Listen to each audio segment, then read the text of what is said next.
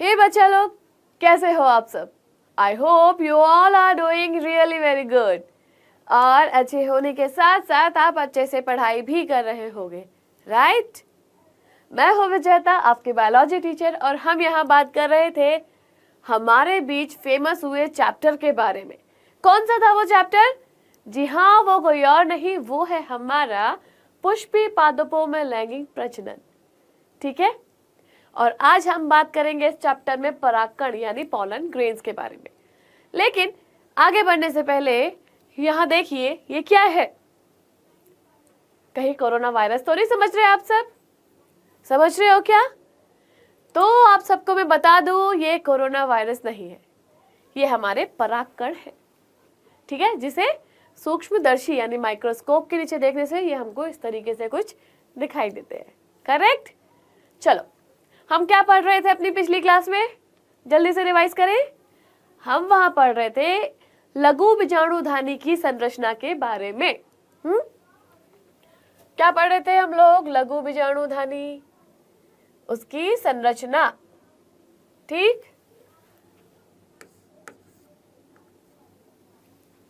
लघु बीजाणुधानी की संरचना के बारे में पढ़ रहे थे, जहां पर हमने पढ़ा था लघु बीजाणुधानी। ठीक है, इसकी संरचना के बारे में हम पढ़ रहे थे, जहां पे हमने पढ़ा था कि ये यहाँ पर क्या होता है, इसमें लघु बीजाणु का निर्माण होता है। लघु बीजाणु का निर्माण। ठीक है, इस लघु बीजाणुधानी में क्या हो रहा था? लघु बीजाणु का निर्माण हो रहा था। ठीक है, कब हो रहा था?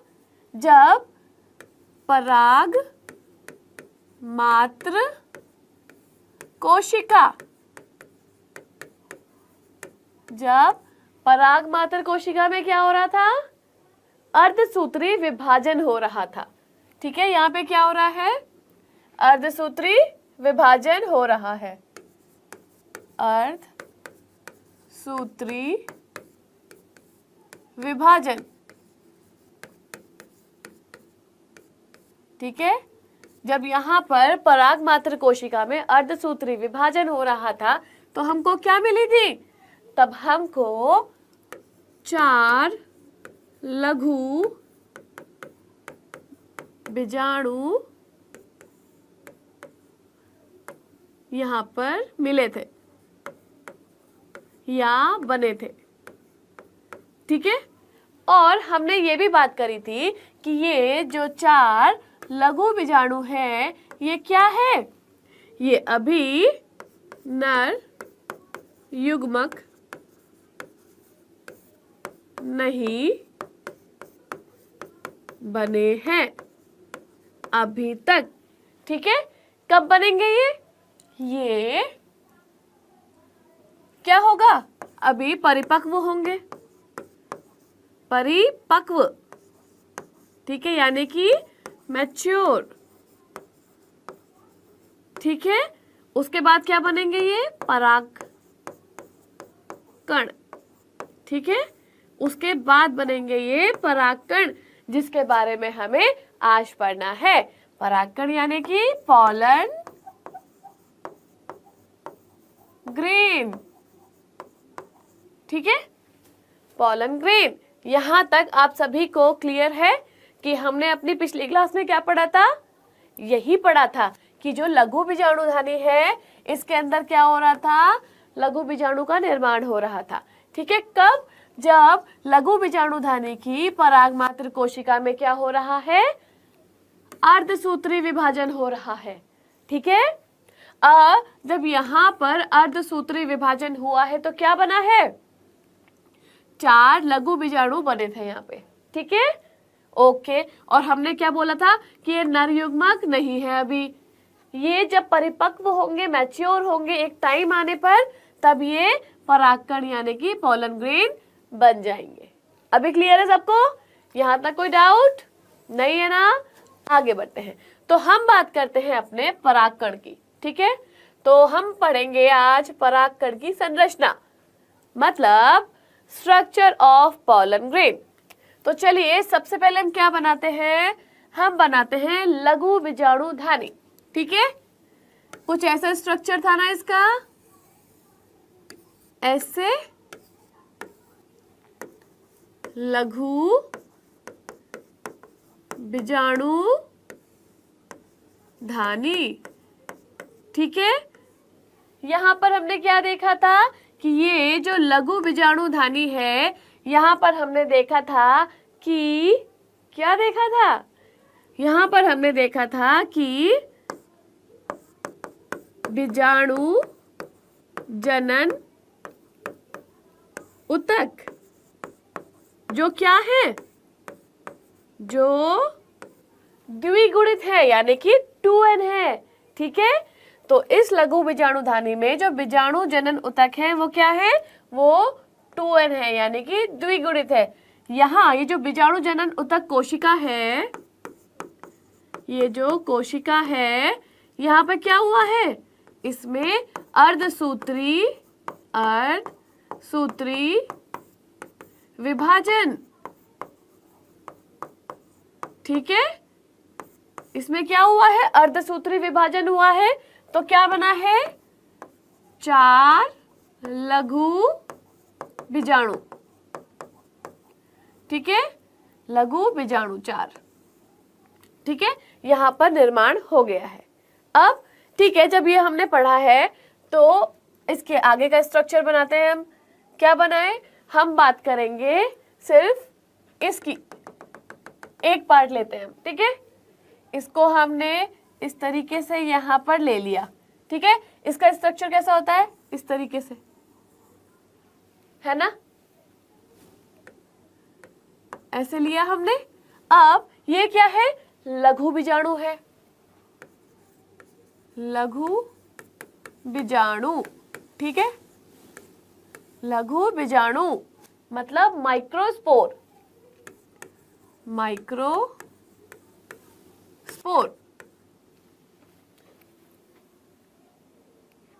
माइक्रोस्पोर ये क्या है, अभी ये जो माइक्रोस्पोर है ये क्या है, अपरिपक्व अवस्था में है, ठीक है। माइक्रोस्पोर ये क्या है, अपरिपक्व अवस्था, ठीक है, में है। अब ये जो लघु बीजाणु है ये क्या है, ये अगुणित है, ये क्या है, अगुणित। अगुणित का मतलब क्या हुआ, n। क्यों, क्योंकि यहाँ जो लघु बीजाणु ऊतक था ये क्या था, ये 2n है, और यहाँ पर क्या हुआ है, अर्धसूत्री विभाजन हुआ है। जब यहाँ पर अर्धसूत्री विभाजन होगा तो अर्ध का मतलब क्या बताया था मैंने, अर्ध का मतलब होता है आधा, है ना। तो जब अगर यहाँ पर 2n है तो क्या हो जाएगा, n और n, है ना। और अगर समसूत्री होता तो सम का मतलब क्या हुआ कि समान रहेगा, कि अगर यहाँ पर 2n है तो यहाँ भी भाई 2n होगा और यहाँ भी कोई बदलाव नहीं होगा, समान होता है, ठीक है। तो यहाँ क्या है, ये अगुणित है, यानी कि n है, क्योंकि यहाँ पर क्या हुआ था, अर्धसूत्री विभाजन हुआ था। तो जो अगुणित लघु बीजाणु है, जो यहाँ पर अगुणित लघु बीजाणु है, ठीक है, ये जो है लघु बीजाणु, और यहाँ पर अब क्या होगा, यहाँ पर अब समसूत्री विभाजन होगा, ठीक है। इस अगुणित लघु बीजाणु में क्या होगा, समसूत्री विभाजन, ठीक है। यहाँ पे क्या होगा, समसूत्री विभाजन होगा, ठीक है। और उसके बाद क्या होगा, यहाँ से क्या हुआ, ये लघु बीजाणुधानी का जो बीजाणु जनन ऊतक कोशिका थी इसमें अर्धसूत्री विभाजन हुआ। इस अर्धसूत्री विभाजन से हमको अगुणित लघु बीजाणु मिला। अब यहाँ पे क्या होगा, समसूत्री विभाजन होगा, और समसूत्री विभाजन होने के बाद ये जो है ये क्या होंगे, खुल जाएंगे, ओपन हो जाएंगे। तो ये कैसा हो जाएगा, तो यहां पर ये हो जाएगा आपका इस तरीके से, ठीक है। और ये समसूत्री विभाजन कब होता है? जब ये परिपक्व होते हैं, परिपक्व होते हैं, ठीक है, तब समसूत्री विभाजन होता है। और ये जो होता है, ये जो संरचना ये खुल जाती है, और खुलने के बाद ये चारों कैसे आ जाते हैं? इस तरीके से बाहर आ जाते हैं। क्लियर है सबको? ठीक है, तो अब यहाँ पे समझिए कि ये जो स्ट्रक्चर खुल के ऐसे हो गया है। अब यहाँ पर हम एक स्ट्रक्चर लेते हैं इसका। चलो हम एक स्ट्रक्चर की बात करते हैं, इसकी, ठीक है। ये इस तरीके से आ गया, ठीक है, ये इस तरीके से आ गया, ओके। अब ये जो है, ये क्या है? लघु बीजाणु है ना, ये क्या है? लघु बीजाणु है, ठीक है। तो हम यहाँ पर जैसे ये 4 लघु बीजाणु है, तो हम यहाँ बात कर रहे हैं सिर्फ एक लघु बीजाणु की, ठीक है। 1 2 3 और ये 4, ठीक। तो हम यहाँ पे किसकी बात कर रहे हैं? सिर्फ एक लघु बीजाणु की बात कर रहे हैं, ठीक है। तो जिस तरीके से इसमें बदलाव होंगे एक में, उसी तरीके से तीनों और में भी होंगे। क्लियर है सबको? यहां तक किसी को कोई डाउट? बताइए, सबको क्लियर है? चलिए फिर हम आगे बढ़े, और किसी को डाउट है तो कमेंट में पूछ लीजिए, ठीक है। ओके, तो जिस तरीके से ये जो चौथे नंबर वाला हमारा लघु बीजाणु है, जैसे ये होगा, ठीक है, वैसे ही इन चारों में भी बदलाव होंगे, वैसे ये आगे बढ़ेंगे, ठीक है। चलो, अब ये जो लघु बीजाणु है, इसमें क्या होगा? यहां पर समसूत्री विभाजन होगा, समसूत्री विभाजन, ठीक है। और इसके बाद क्या होगा? इसके बाद 2 कोशिकाओं का निर्माण होगा, 2 कोशिकाओं का निर्माण होगा, ठीक है। हम यहाँ पे क्या बात कर रहे हैं? ये जो लघु बीजाणु है, इसकी परिपक्व अवस्था की बात कर रहे हैं, ठीक है। यहाँ पे लिखा था ना परिपक्व, तो हम यहाँ किसकी बात कर रहे हैं? परिपक्व अवस्था। कंफ्यूज बिल्कुल नहीं होना है, ठीक है। परिपक्व अवस्था,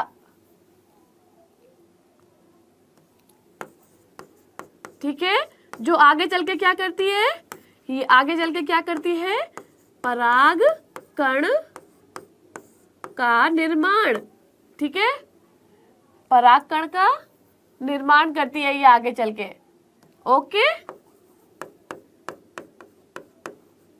परागकण का निर्माण करती है, ठीक है। तो जैसे ये परागकण का निर्माण करेगी, वैसे ये बची हुई तीनों भी करेंगी। क्लियर? यहां तक कोई दिक्कत नहीं ना? ठीक है, तो यहां तक आप सभी को समझ में आया कि ये जो एक लघु बीजाणु है, इसमें क्या होगा? समसूत्री विभाजन होगा, ठीक है। और उसके बाद क्या करेगा? ये 2 कोशिकाओं का निर्माण कर देता है, ठीक है। अब कौन सी 2 कोशिकाएं? चलिए आगे बढ़ते हैं। कुछ इस तरीके से वो आपको दिखाई देगी। ये कोशिका है, ठीक है, ये हो गई एक कोशिका। और दूसरी क्या है? इसी के अंदर इस तरीके से, ठीक, इसी के अंदर इस तरीके से, ठीक है। इसको माइटोकॉन्ड्रिया मत समझ लेना आप लोग, ठीक है, कि इसको माइटोकॉन्ड्रिया जैसा लग रहा है ना, पर ये माइटोकॉन्ड्रिया नहीं है, ठीक है। ये एक कोशिका है और उसके अंदर ये दूसरी कोशिका है। तो जो बाहर वाली कोशिका है, इसको हम क्या बोलते हैं? कायिक, कायिक कोशिका, ठीक है, कायिक कोशिका। बार बार गलत हो जा रहा है लिखने में।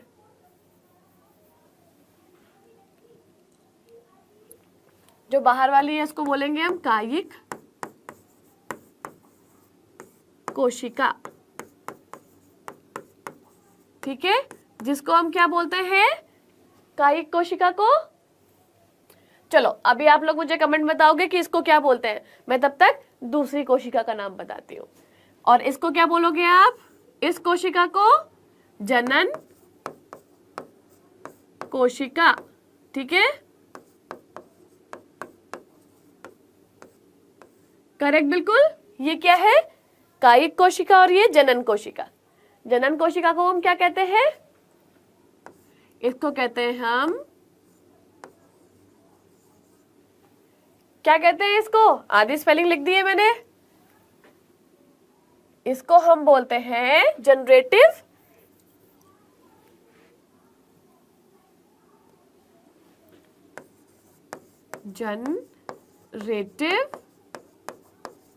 सेल, ठीक है। और कायिक कोशिका क्या बोलोगे आप? कायिक कोशिका को बोलोगे वेजिटेटिव सेल, करेक्ट। ये हो गई आपकी जनरेटिव सेल और ये क्या हो गई? कायिक कोशिका। अब ये जो जनन कोशिका होती है, ठीक है, ये कहाँ पाई जाती है? इस कायिक कोशिका के साइटोप्लाज्म में। कहाँ पर? साइटोप्लाज्म। साइटोप्लाज्म को क्या बोलते हैं हम? कोशिका द्रव्य, कोशिका द्रव, यानी कि साइटोप्लाज्म, करेक्ट, बिल्कुल, ठीक। ये बाहर वाली कौन सी कोशिका है? कायिक कोशिका। और अंदर वाली कौन सी है? जनन कोशिका। इसको क्या बोलते हैं? वेजिटेटिव सेल बोलते हैं और इसको जनरेटिव सेल बोलते हैं। अब ये जो जनन कोशिका होती है, ये इस कायिक कोशिका के साइटोप्लाज्म में पाई जाती है, ठीक है। ये क्या है? ये साइटोप्लाज्म है, ठीक है, ये साइटोप्लाज्म है। द्रव्य होता है ना साइटोप्लाज्म, है ना, द्रव्य मतलब लिक्विड, ठीक है, तो इसके लिक्विड में पाई जाती है ये, ठीक है। तो जनन कोशिका कोशिका द्रव्य यानी साइटोप्लाज्म में पाई जाती है, ठीक। अब ये जो दोनों है, ये क्या है? ये दोनों ही सेल हैप्लॉइड होती है, ठीक है। ये भी हैप्लॉइड है, ठीक है, यानी कि N है, और ये भी हैप्लॉइड है, यानी कि N है, और इन दोनों के पास अपना अपना केंद्रक है। इसका ये रहा जी, इसका ये रहा, ठीक है। इसके पास अपना केंद्रक है और इसके पास अपना केंद्रक है, करेक्ट, बिल्कुल, ठीक है। अब हमको क्या समझना है? हमें जब हम आगे इस चैप्टर में बढ़ेंगे तो हम देखेंगे कि ये जो कायिक कोशिका है, ये जो कायिक कोशिका है, ये आगे चलकर क्या करेगी? चलो मैं एक बार फिर से बना देती हूँ अच्छे तरीके से, यहां पे समझो, ठीक है। ये एक बनी सेल इस तरीके से और दूसरी इसके अंदर इस तरीके से, ठीक है। चलो इसको थोड़ा कलरफुल कर देते हैं। अब जल्दी जल्दी बताइए, जो बाहर वाली कोशिका है उसका नाम क्या है? इसका नाम था कायिक कोशिका, है ना। और ये जो अंदर वाली है इसका नाम क्या था? जनन कोशिका, ठीक है। अब इन दोनों के पास अपना अपना केंद्रक मौजूद है, याद रखिएगा, ठीक है। इसके पास अपना है और इसके पास अपना है, इस तरीके से दोनों के पास अपना अपना केंद्रक मौजूद है। ये भी केंद्रक हो गया और ये भी केंद्रक हो गया, ठीक है, ओके। अब ये भी N है नंबर में और ये भी N है नंबर में, ठीक है। तो अब ये जो कायिक कोशिका होती है बच्चों, ये क्या करेगी आगे चल के? ये कायिक कोशिका आगे चल के आगे चल के क्या करेगी? ये जल्दी बताइए। आगे चलकर परागकण का निर्माण करती है, परागकण की, जब इसमें एकाएक कोशिका में आगे चल के परागकण की क्रिया होती है, आगे चल के इसमें क्या हो रही है, परागकण की क्रिया हो रही है, पराग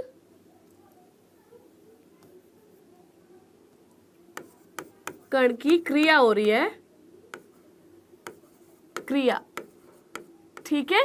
तब यहां पर ये मादा के वर्तिक्राग पर पहुंचेगी, ठीक है। कायिक कोशिका जब मादा के वर्तिक्राग पर पहुंचेगी, मादा के वर्ती किस पे, वर्तिकाग्र पे पहुंचेगी, पहुंचेगी, ठीक है। तो इसका वहां पर काम आता है, इस कायिक कोशिका का कहां पर काम आता है, मादा के वर्तिकाग्र पर काम आता है। क्या काम करती है ये मादा के वर्तिकाग्र पे जाके, बताइए। वर्तिकाग्र क्या होता है, क्या कहते हैं वर्तिकाग्र को, स्टिग्मा, ठीक है। ये जब पहुंचेगी तो वहां पर इसका काम आता है, क्या काम आता है, रास्ता बनाने का, कि किस तरीके से जो परागकण है वो मादा के अंदर जो युग्मक है वहां तक कैसे पहुंचेगा, ये कायिक कोशिका उसमें हेल्प करती है, उसके लिए रास्ता बनाती है ना। तो इसका काम क्या है, वहां पे रास्ता बनाने का, रास्ता, बार बार गलत हो जा रहा है आज लिखते हुए, रास्ता बनाने का, ठीक है। मतलब वहां पर पराग नली बनाती है ये, अभी समझ में आया। अब वहां पे बुलडोजर लेके रास्ता नहीं बनाएगी, ये पराग नली बनाएगी, ठीक है। ये बनाएगी, पराग नली का निर्माण करेगी, और इसको हम आगे परागकण की क्रिया जब होगी तब पढ़ेंगे, ठीक है। पराग नली का निर्माण, ठीक है। और जो जनन कोशिका है उसका क्या काम है, ये जो जनन कोशिका है इसका क्या कार्य है, बताइए। इसका क्या कार्य है, जनन से समझो ना आप, हाँ, क्या कार्य होगा इसका, चलिए मैं ही बता देती हूं। तो जी इसका काम है दो नर युग्मक का निर्माण करना, ठीक है। जनन है इसका मतलब इसका जो रिलेशन है वो किसके साथ होगा, युग्मक के साथ होगा। अच्छा, इसको एक बार फिर से समझा दूं आप सबको, ठीक है। चलो ठीक है, ये हमारा क्या हुआ, ये हमारा एक लघु बीजाणु जो था हमने उसमें से एक को ले लिया, ठीक। अब ये आगे चल के जब परिपक्व होगा तो क्या होगा, ये जो लघु बीजाणु था, ठीक है, उसमें से हम अगर एक की बात कर रहे हैं तो ये जब इसको हम परिपक्व अवस्था में देखेंगे, ठीक है, तो वहां पर क्या हो रहा था, वहां पर समसूत्री विभाजन हो रहा था, ठीक है। तब समसूत्री विभाजन होने के बाद वहां पर इस तरीके से ये एक संरचना हमारे सामने आई, है ना। अब यहाँ पर क्या हुआ, दो कोशिका बन रही थी, ठीक है। तो एक के अंदर एक, आप देखिए नेचर कितनी कमाल है, एक के अंदर एक कोशिका, है ना। और उसके साथ साथ सोने पे सुहागा कि भाई दोनों के पास अपना अपना केंद्रक मौजूद है, केंद्रक मतलब न्यूक्लियस, दोनों के पास, है ना, ठीक है। बाहर वाली को हमने क्या नाम दिया, बाहर वाली को हमने कायिक कोशिका बोला, और अंदर वाली को जनन कोशिका। तो ये जो कायिक कोशिका है ये आगे चलकर जब परागकण की क्रिया होती है, ठीक है, तो वहां पे क्या करती है, ये मादा के वर्तिक्राग पर जब पहुंचेगी तो वहां पर क्या होगी, ये वहां पर रास्ता बनाएगी, किसके लिए, नर युग्मक के लिए रास्ता बनाएगी, ठीक है। कि चलो चलो सब चीजें साइड में हो जाओ, नर युग्मक यानी कि राजकुमार पधार रहे हैं, ठीक है। तो ये वहां रास्ता बनाएगी, रास्ता कैसे बनाएगी, पराग नली का निर्माण करके, ठीक है, पराग नली का निर्माण करके वहां रास्ता बना देती है। और इतनी देर में जब, अगर हम इस स्ट्रक्चर की बात करते हैं ना, ये इस तरीके से स्ट्रक्चर होता है ना, यहाँ पे होता है ना मादा युग्मक, है ना। जब ये कायिक कोशिका यहाँ पहुंचेगी ना, तो इसके अंदर क्या है, इसी के अंदर तो ये जनन कोशिका है। जब ये यहाँ पहुंच जाती है तो ये इसके अंदर रास्ता बनाने का काम करती है यहाँ तक पहुंचने के लिए। सोचो कितना लंबा रास्ता ट्रेवल करते हैं, है ना।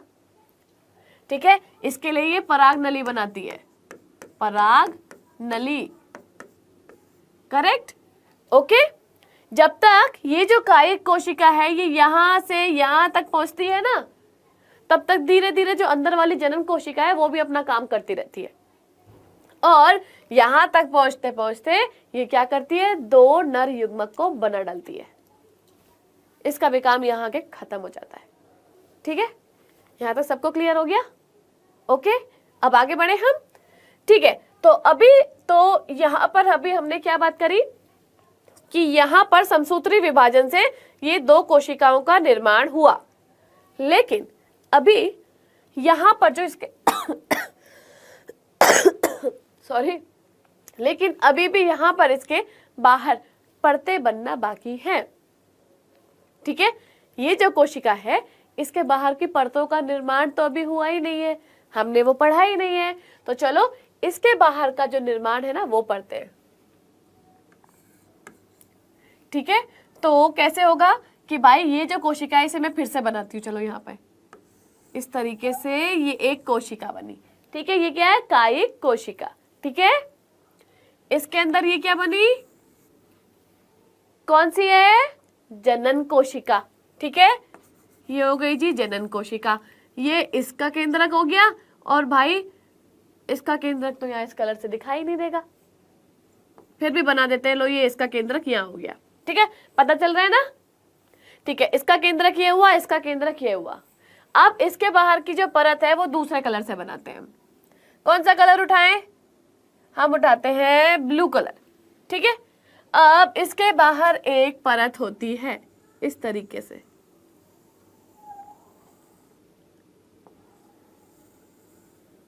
ठीक है, इस तरीके से एक परत होती है। तो ठीक, इस परत को क्या बोलते हैं हम, इस परत को हम क्या बोलेंगे, सबसे अंदर वाली को इसे कायिक, ठीक है, ये जनन। ठीक है, ये दोनों कोशिकाएं हो गई हैं। अब ये वाली कौन सी कोशिका है, बताइए जल्दी से, कौन सी कोशिका है ये, इसको बोलेंगे हम अंतःचोल। ठीक है, क्या बोलेंगे हम, अंतःचोल, यानी कि इंटाइन, क्योंकि ये अंदर की तरफ होती है। ठीक है, अंतःचोल मतलब अंदर, इन मतलब अंदर। ठीक है, तो ये क्या हुई, अंतःचोल। फिर इसके बाद इसके बाहर एक और कोशिका होती है। ठीक है, इसके बाहर एक और कोशिका होती है, वो कुछ इस तरीके से होती है। ये वाला कलर नहीं, दूसरा कलर उठाते हैं। ये तो दोनों फिर एक से कलर दिखाई देंगे ना आप सबको, है ना।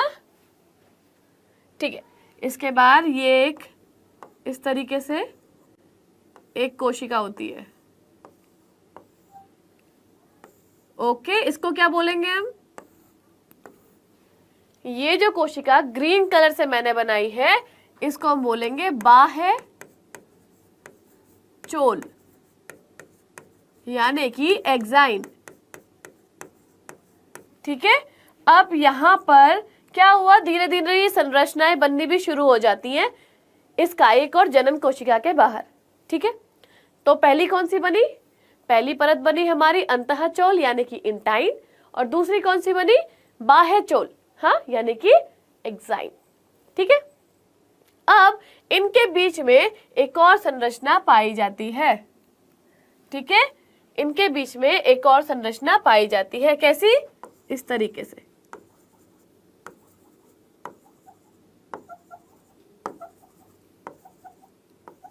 ठीक है, इस संरचना को हम क्या बोलते हैं, जनन छिद्र। सबको क्लियर है यहां तक? किसी को कोई डाउट है? पूछिए। अब इसके बाहर की जो परत होती है ना, जिसे हम अंतः चोल कहते हैं, ठीक है, कायिक के बाहर की जो परत है अंतः चोल, ये किससे बनी हुई होती है? ये बनी हुई होती है किससे? बताइए कमेंट में, जल्दी से बताइए ये किससे बनी हुई होती है। जिनको मालूम है वो जल्दी से कमेंट में बताइए, और जिनको नहीं पता है उनको मैं बता देती हूँ, सबके लिए बता रही हूँ। तो ये बनी हुई होती है सेलुलोज और पैक्टिन से, ठीक है, सेलुलोज और पैक्टिन, करेक्ट। तो ये जो अंतःचोल है ये किससे बनी हुई है? सेलुलोज और पैक्टिन से बनी हुई होती है, ठीक है। और इसके बाहर की जो है बाह्य चोल यानी कि एक्साइन जिसको कहते हैं, वो किससे बनी हुई होती है?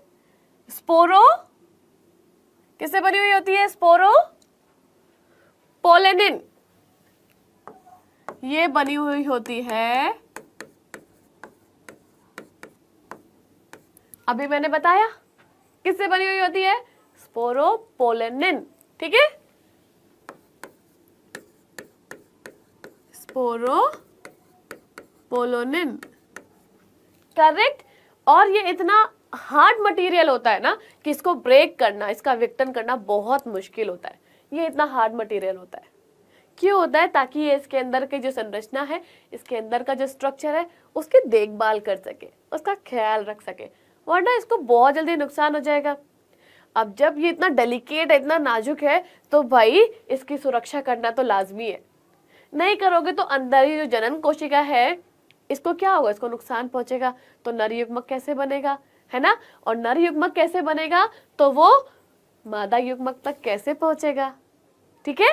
तो ये जो स्पोरोपोलेनिन होती है ये बहुत हार्ड होती है, इसका विघटन होना बहुत मुश्किल होता है, ठीक है।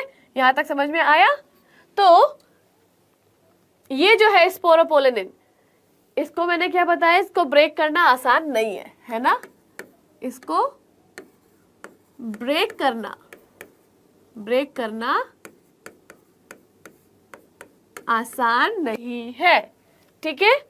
और इसको क्या बोलते हैं? बाह्य चोल बोलते हैं, क्योंकि ये सबसे बाहर की संरचना होती है। अब आप सोचिए कि इसके अंदर जो नर युग्मक है, जब इतना ये हार्ड है, तो ये जो नर युग्मक है ये यहां से बाहर कैसे आएगा? जब ये ब्रेक ही नहीं हो सकती है। सोचिए, दिमाग लगाइए थोड़ा सा यार। चलो ठीक है, मैं बताती हूँ। ये जो बाह्य चोल है, ठीक है, और ये जो अंतःचोल है, तो अंतःचोल क्या होती है? देखो, सेलुलोज और पैक्टिन से बनी हुई होती है, ये इजीली ब्रेक हो जाती है, ठीक है। लेकिन ये जो बाह्य चोल है ये किससे? स्पोरोपोलेनिन से बनी हुई है। लेकिन कुदरत का कमाल देखिए कि ये कुछ इस तरीके से बनी हुई होती है कि इसके बीच में कहीं कहीं गैप होते हैं। ये जो काली काली सी संरचनाओं को आप यहाँ देख रहे हो ना, ये जो है ये क्या है? ये गैप है। और जिन गैप को क्या बोल रहे हैं हम? जनन छिद्र बोल रहे हैं, ठीक है। इन गैप को क्या बोल रहे हैं हम? जनन छिद्र बोल रहे हैं। कौन सा कलर, कौन सा कलर? यानी कि जर्म पोर, ठीक है। तो ये जो जर्म पोर है, जनन छिद्र है, यही से जब ये नर युग्मक जो होते हैं ये एक जब अवस्था में पहुंच जाते हैं, परिपक्व होने के आसपास, क्या करते हैं? ये यही जो एरिया है यही से बाहर निकलते हैं, ठीक है। तो भगवान कहीं ना कहीं से सबके लिए कोई ना कोई रास्ता तो बना ही देता है कि ठीक है, लो तुम विजय हासिल कर लो, तुम सक्सेस ले लो, लेकिन उसके लिए थोड़ी मेहनत करनी पड़ती है। अब हो सकता है आप लोग अगर डाउट नट में आए हो तो कहीं ना कहीं से आपके लिए भी रास्ता खुला है सक्सेस का। हाँ, तो यही से स्टार्ट होगी सक्सेस। पढ़ना शुरू कर दो, ठीक है, ठीक है। तो यहाँ से ये जो नर युग्मक बनेंगे वो इन्हीं छिद्रों से बाहर निकलेंगे। करेक्ट? यहाँ तक सभी को समझ में आया? बताइए। अब हमने लघु बीजाणुओं से जो परागकण बनाया है वो यही है। ठीक है, यहाँ तक सभी को क्लियर हो गया? सबको समझ में आया कि ये क्या है? ठीक है, अभी हमने क्या बात करी कि यहाँ जो ये स्ट्रक्चर है वो क्या है, 2 कोशिकाओं से बना हुआ है। ठीक है, तो ये जो स्पोरोपोलोनिन है यहाँ क्या हो रहा है, ये हमें मालूम है कि ये आसानी से टूटता नहीं है। ठीक है, और हमने क्या बोला कि यहाँ से जो नर युग्मक है वो बाहर कैसे आएंगे, जो यहाँ पे बन रहे थे। फिर से एक बार समझा दूं। ठीक है, तो यहाँ क्या होगा कि यहाँ जब ये परिपक्व होने पे आ जाता है तो क्या होता है कि एक टाइम के बाद जब ये परिपक्व यानी मैच्योर होने लग जाता है तो ये बाहर आने की कोशिश करते हैं। ठीक है, जो नर युग्मक है, नर युग्मक ये क्या कर रहे हैं, बाहर आने की कोशिश कर रहे हैं। ठीक है, और ये वाली जो लेयर है, ठीक है, ये वाली आसानी से ब्रेक हो जाएगी क्योंकि ये सेलुलोज और पेक्टिन से मिलकर बनी हुई है। लेकिन क्या कहा था, ये वाली जो लेयर है ये ब्रेक नहीं होती है, आसानी से टूटती नहीं है। ठीक है, तो इसके लिए भी नेचर ने कैसा बनाया इसको कि भाई अगर तुम टूटोगी नहीं तो कहीं ना कहीं तुम में हम कमी तो छोड़ेंगे। और वो कमी कहाँ छोड़ी है, इन जनन छिद्रों के रूप में, कि कहीं कहीं ये बनी हुई नहीं है, जगह है इसमें बीच बीच में। ठीक है, तो ये जो बची हुई जगह है ये नर युग्मक इन्हीं जगहों से बाहर निकलते हैं। ठीक है, सभी को क्लियर है?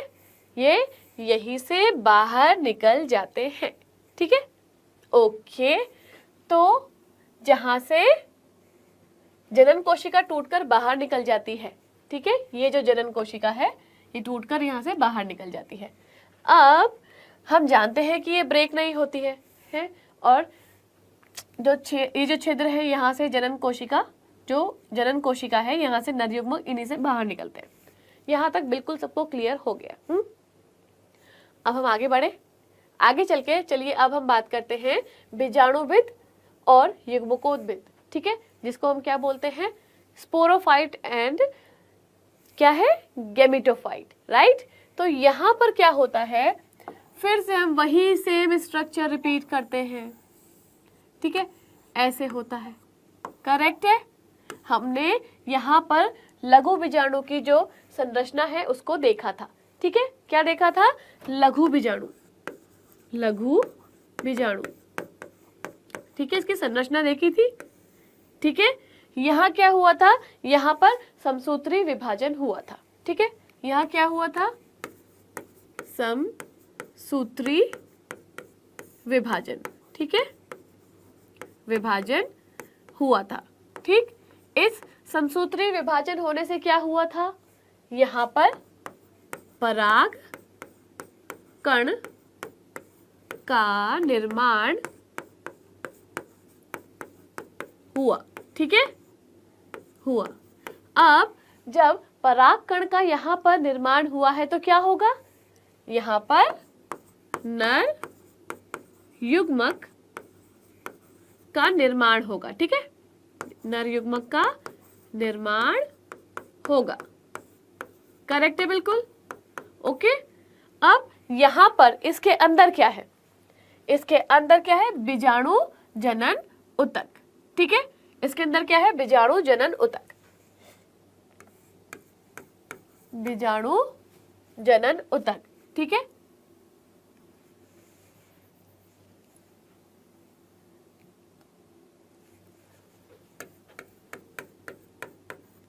बीजाणु जनन ऊतक। करेक्ट। अब यहां पर क्या हुआ है, यहां पर हमने क्या बताया था, यहां क्या हुआ है, अर्धसूत्री, अर्धसूत्री विभाजन। ओके, ठीक है, विभाजन। उसके बाद ही यहां पर क्या बना था, उसके बाद ही यहां पर लघु बीजाणु का निर्माण हुआ था। राइट, हर बार हम यही पढ़ रहे हैं, लघु बीजाणु का निर्माण। ठीक है, निर्माण। करेक्ट। यहां पर सबको समझ में आया? लघु बीजाणुधानी के अंदर क्या है? लघु बीजाणु जनन ऊतक है। ठीक है, जब इस बीजाणु ऊतक में क्या होता है? अर्धसूत्री विभाजन होता है यहां पर, तब क्या बनता है? लघु बीजाणु का निर्माण होता है। यहां तक सभी को क्लियर आ गया? ठीक है, समझ में आ गया? चलिए अब हम आगे बढ़े।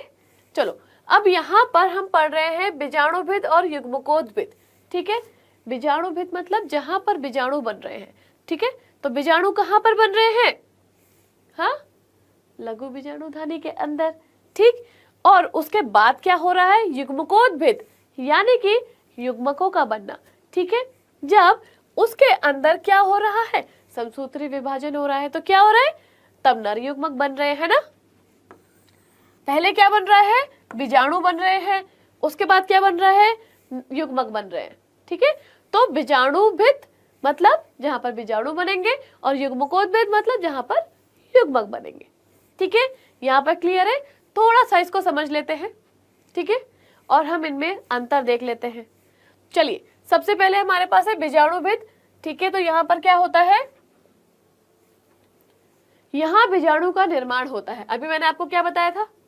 यहाँ पर बीजाणु का निर्माण हो रहा है। देखो बन रहे हैं ना बीजाणु, है ना।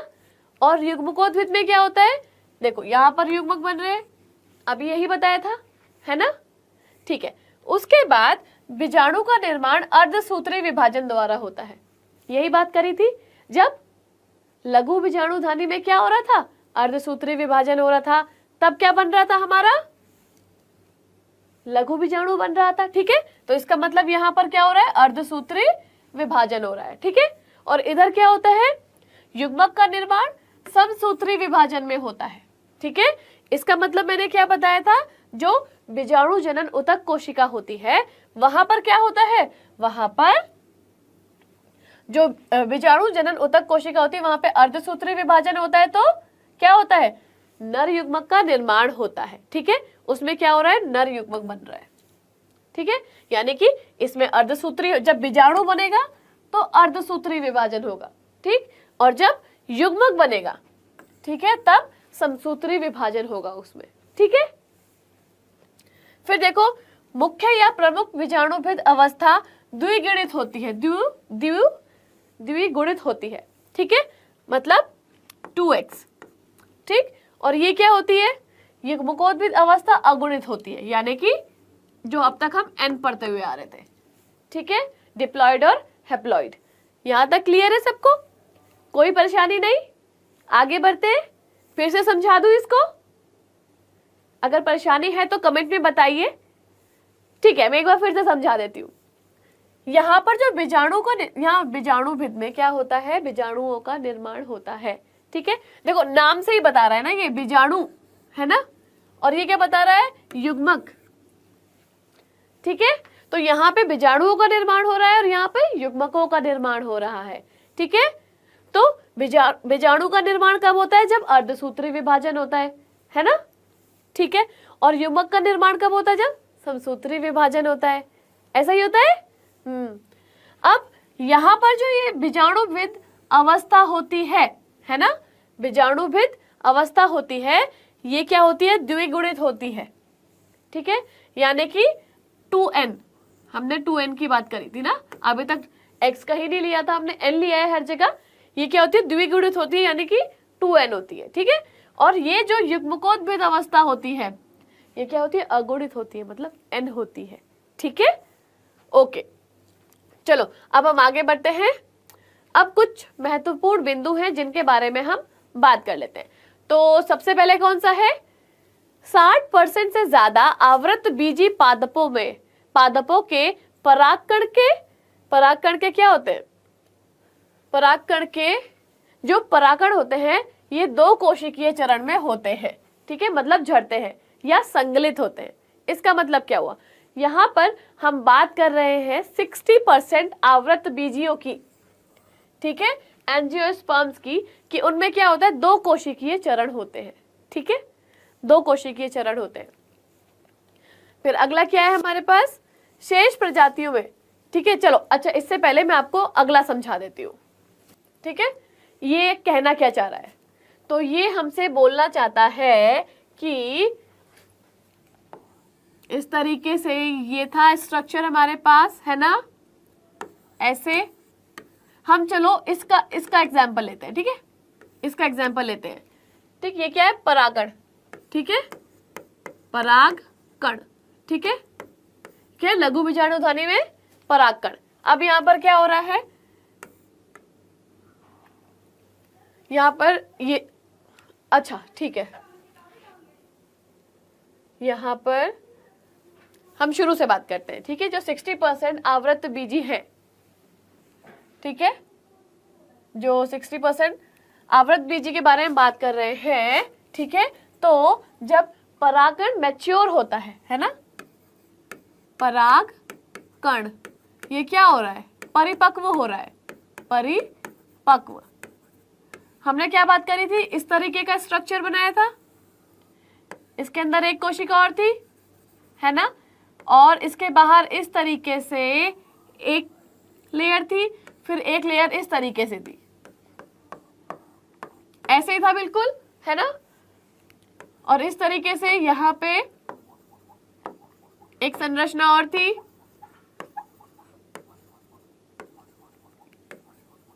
यही बात करी थी हमने। ठीक है, तो यहां पर क्या है, यहां पर अब जैसे ही ये जो है मादा संरचना पे जाता है, ये मादा संरचना है। ठीक है, अब जैसे ही यहां ये मादा संरचना पे जाता है तो क्या होता है, मैंने बताया था ना आपको, क्या होगा यहां पर जब हवा या पानी या फिर किसी की भी मदद से ये यहां पहुंच जाएगा तो क्या होगा, ये क्या है, वर्तिकाग्र, है ना, यहां पर ये कायिक कोशिका आ जाएगी, कायिक कोशिका, है ना, और ये क्या करेगी, यहां पर पराग नली का निर्माण करती है ना, क्या करेगी, ये पराग नली का निर्माण करेगी। ठीक है, अब जब ये वर्तिकाग्र पर जैसे ही आएगी, पराग नली का निर्माण करेगी, ये फिर क्या होगा, यहाँ जो जनन कोशिका है, ये जनन कोशिका यहाँ पहुंचेगी। जनन कोशिका,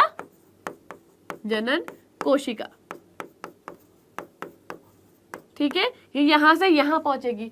फिर क्या होगा, फिर जब ये जनन कोशिका पहुंच जाएगी तो वहां पर क्या होता है, ये अंडाशय की तरफ जाएगी।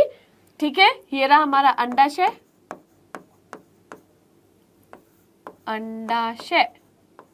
ठीक है, अंडाशय तक पहुंचेगी तो यहां पे क्या करेगी, ये नर युग्मक का निर्माण कर देगी। ठीक है, यहाँ पे कितने नर युग्मक बनेंगे, यहाँ पर 2 नर युग्मक बनेंगे। ठीक है, जब ये जनन कोशिका जो है जब ये जनन कोशिका यहाँ पहुंचेगी तो क्या होगा, 2 नर युग्मक इसके अंदर आएंगे यहाँ पर।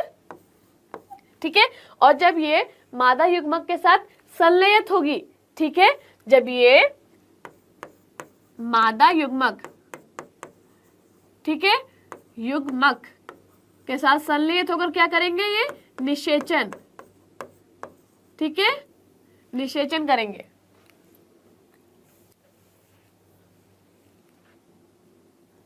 क्या कर रहे हैं, ये निषेचन कर रहे हैं, निषेचन की क्रिया कर रहे हैं। ठीक है,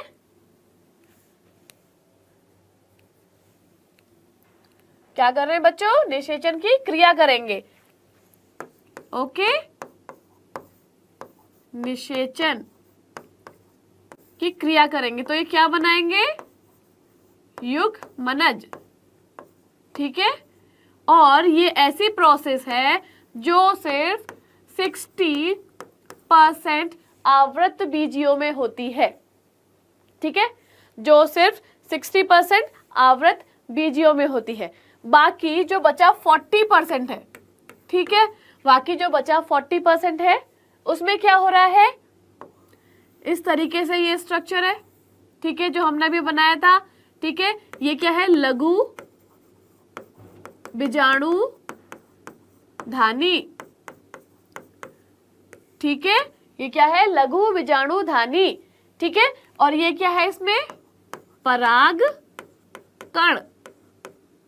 अब इसमें ये जो परागकण है, ठीक है, अब इसकी कोशिका कैसी थी, याद है आपको? अभी यहां बात करी है हमने इस तरीके से, है ना, और इसके अंदर ये कोशिका थी एक और, दोनों के पास अपना केंद्रक मौजूद है ना, दोनों के पास अपना केंद्रक मौजूद है। अब क्या हो रहा है, यहां पर जब दो नर युग्मक बनेंगे, यहां पर जब दो नर युग्मक बनेंगे तो इनके पास भी अपनी अपनी अलग अलग क्या होगी, अपने अपने अलग अलग केंद्रक होंगे, ये केंद्रक। ठीक है, इसका मतलब क्या हो गया, तीन कोशिकीय। ठीक है, तीन कोशिकीय। ये क्या था, कायिक, है ना, ये क्या थी, जनन। ठीक है, और ये दो क्या है, नर युग्मक, नर युग्मक। ठीक है, अब जब ये परागण में, यहां पर क्या हो रहा है, यहां परागण में परागकण मैच्योर होता है। ठीक है, मैच्योर हो रहा है, तो जनन कोशिका जो है, जब ये परागकण मैच्योर हो रहा है तो जनन कोशिका में अंदर इसमें क्या हो रहा है, समसूत्री विभाजन हो रहा है, समसूत्री विभाजन। ठीक है, यहां क्या हो रहा है, समसूत्री विभाजन हो रहा है, जिसकी वजह से क्या हो रहा है, दो नर युग्मक बन रहे हैं। इससे क्या हो रहा है, दो नर युग्मक का निर्माण हो रहा है। तो यहां पर ये जो दो नर युग्मक है, ये जो दो नर युग्मक है, इन दोनों के पास भी अपना अपना केंद्रक है ना, और एक केंद्रक यहां पर ऑलरेडी मौजूद था। तो हम कह सकते हैं कि ये तीन को, ये क्या कहलाएंगे, ये कहलाएंगे तीन केंद्रक और तीन केंद्रकीय। ठीक है, तीन केंद्रक या तीन केंद्रकीय, करेक्ट है बिल्कुल। यहां तक सभी को समझ में आया? ओके, तो ये जो बाकी के 40% होते हैं ना आवृत्त बीजी, बाकी के 40% आवृत्त बीजी जो होते हैं, उनमें यही तीन केंद्रकीय संरचना पाई जाती है।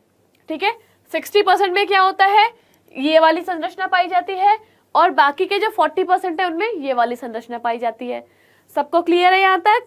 ठीक है, आगे बढ़ते हैं। चलो देखो, यहाँ पे 60% के बारे में बताया मैंने आपको, यहाँ पर शेष प्रजाति यानी कि 40% जिनके बारे में हमने अभी बात करी। ठीक है, तो उन 40% में क्या हो रहा है, जनन कोशिका यानी कि जनरेटिव सेल जो है, समसूत्री विभाजन हुआ। वहां पे मैंने बताया कि उनमें क्या होता है, समसूत्री विभाजन द्वारा विभक्त होकर जो परागकण झड़ते हैं उससे पहले तीन चरणीय यानी कि तीन कोशिकीय, ठीक है, बनते हैं। उसके बाद दो नर युग्मक को बनाते हैं। उस संरचना में क्या बताया था मैंने, यही बताया था ना, ठीक है, कि वहां पे तीन कोशिकीय संरचना बन रही है। ठीक है, तो वो यही है। ओके, चलो, अनेक प्रजातियों के परागकण कुछ लोगों में गंभीर एलर्जी एवं श्वसनी वेदना पैदा करते हैं। जो परागकण होते हैं ना, ये हमारी हेल्थ के लिए बहुत ज्यादा नुकसानदायक होते हैं।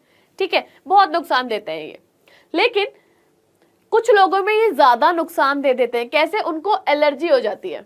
देखा है कि किसी किसी को फूलों से एलर्जी होती है, खुशबू सूंघते हैं वो छींकने लगते हैं खूब सारी, है ना, बस वही एलर्जी की बात हो रही है यहाँ पे कि उनको गंभीर एलर्जी एवं श्वसनी वेदना, मतलब जो सांस ले रहे हैं उसमें दिक्कत होने लग जाती है। ठीक है, तो ये परागकण जो है बहुत नुकसान वाले भी होते हैं। ठीक है, जो कभी कभी चिरकालिक श्वसन विकार, ठीक है, मतलब चिरकालिक मतलब बहुत लंबे समय तक, जिसकी वजह से हमको वो परेशानी से सामना करना पड़ सकता है, उसकी बात कर रहे हैं यहाँ पे। ठीक है, जैसे कि दमा हो गया, श्वसनी शोथ यानी कि ब्रोंचिटिस, ठीक है, जो हमारे फेफड़ों में बीमारी हो जाती है वो। दमा मतलब एस्थमा, ठीक है, आदि के रूप में विकसित हो जाते हैं, ठीक है।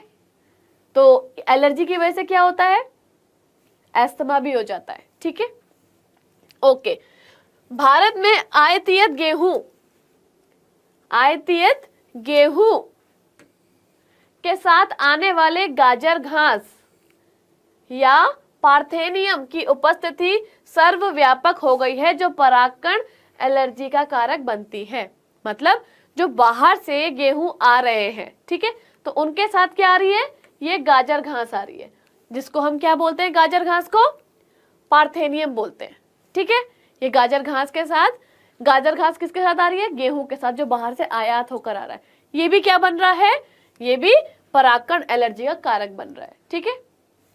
चलो फिर ये सब हमने समझ लिया है कि ये 60% में हो रहा है ना, ये 60% में होता है और ये 40% में होता है।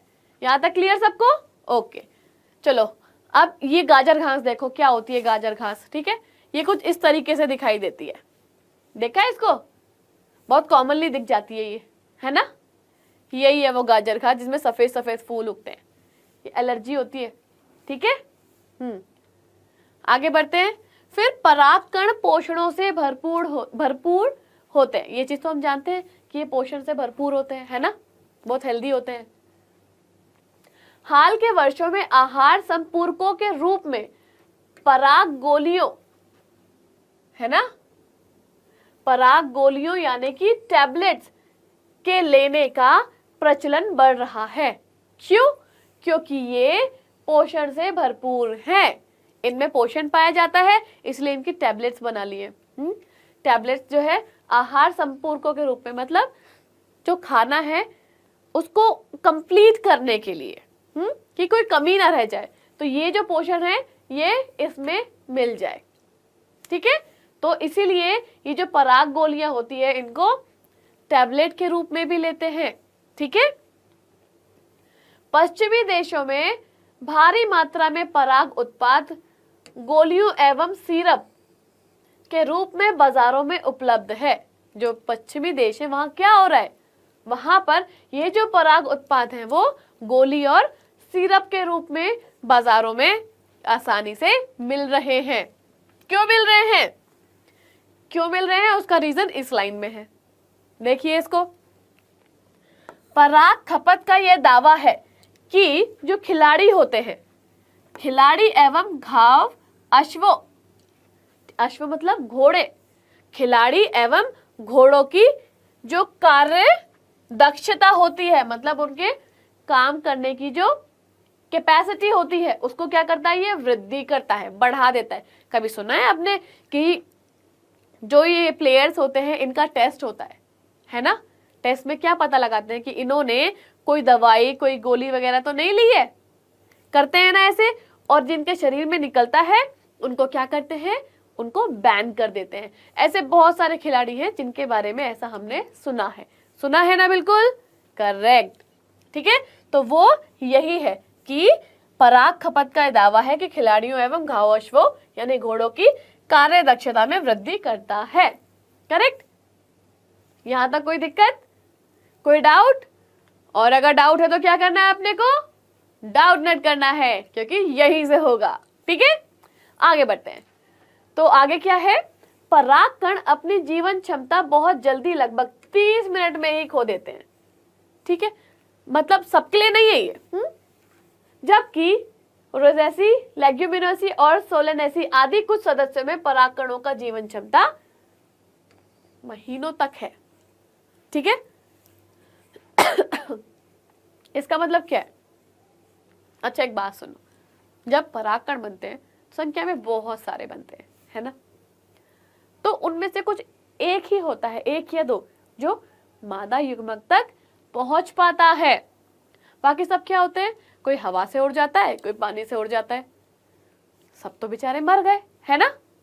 एक आधा की पहुंचता है सिर्फ मादा युग्मक तक, तो इसीलिए उनकी जो जीवन क्षमता होती है वो बहुत कम होती है, ठीक है। लेकिन ये कुछ ऐसे प्लांट्स हैं जिनकी जो है पराग कणों का जो जीवन क्षमता है वो बहुत ज्यादा होते हैं। बहुत ज्यादा मतलब महीनों तक वो आराम से टिके रह सकते हैं, उनको कोई नुकसान नहीं होगा। ठीक है, आगे बढ़े।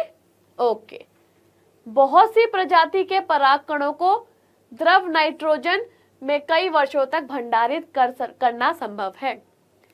जैसे हम लोग जो नर युग्मक या मादा युग्मक होते हैं उनको क्या करते हैं, उनको भंडारित कर सकते हैं ना। बिल्कुल उसी तरीके से हम पराग कणों को भी भंडारित कर सकते हैं बैंकों में।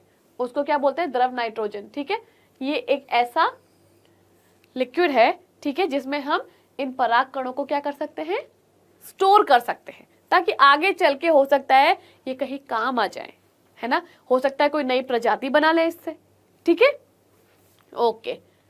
फिर आता है, इस प्रकार से भंडारित परागकण का प्रयोग बीज भंडार, भंडार मतलब बैंक, ठीक है, की भांति पराग भंडारों के रूप में फसल प्रजनन कार्यक्रम में किया जाता है। मैंने क्या बोला आपको कि हो सकता है कोई मॉडिफाइड बना दे, कोई मतलब कोई जो मॉडिफाइड परागकण है वो बन जाए, जिससे अच्छी प्रजाति का जन्म हो जाए। राइट, यहां तक क्लियर सबको। ओके, अब स्त्री केसर, तो ये वो संरचना है जिसके बारे में हम आने वाली क्लास में पढ़ेंगे। आज के लिए सिर्फ इतना ही है, ठीक है, जहां पर हमने अभी बहुत कुछ सीखा है। तो मिलते हैं अपनी अगली क्लास में, तब तक के लिए खुश रहिए, टाटा, अपना ख्याल रखिए, बाय बाय।